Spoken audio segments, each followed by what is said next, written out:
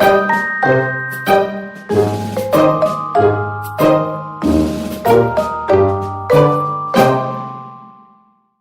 get started, you want to match the ends of your cords and then pull out a long enough tail end to do your braided tie on, and then tie a temporary knot.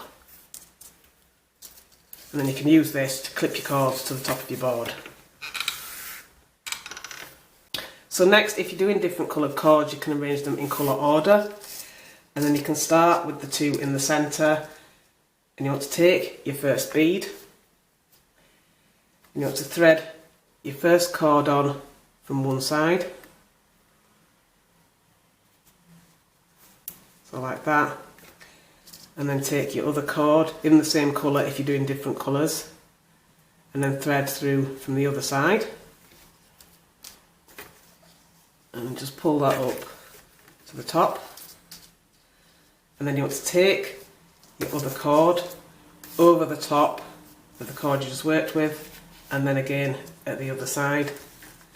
You can neaten this up once you've added a few beads on, and then you want to do the same thing again with your next bead. So I'm doing a different colour here, but you could do the same colour all the way down if you wanted. So to thread your cord through your bead, and thread your other cord, just like that, and then just pull. And then taking your other colour cord again, bring them over the top of the cord you just worked with, put these out of the way, and then just add your next bead using the same method. So again, putting the cord through this way, and then putting the other cord through the opposite way.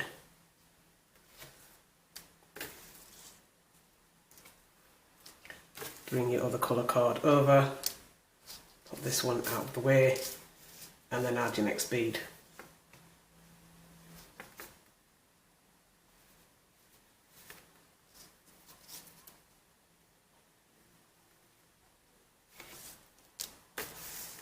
And as you've got a few beads on, you can just tighten everything up into place, make it nice and flush.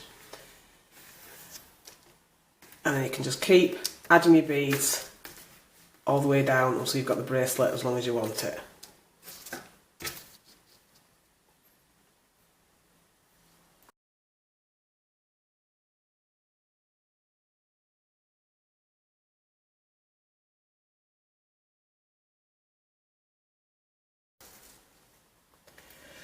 So once you've added your last bead, you can go straight into doing your braided tie on end if you want, but I'm going to do a square knot at the end just to hold the cords in place.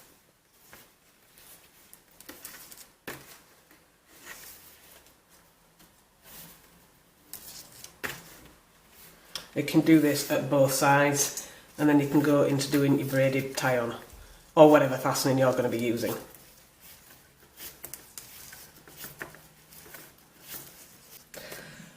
Once you've got the braided tie on, as long as you want it, you can tie a knot in the end of all your cords. And then you can trim and seal any excess.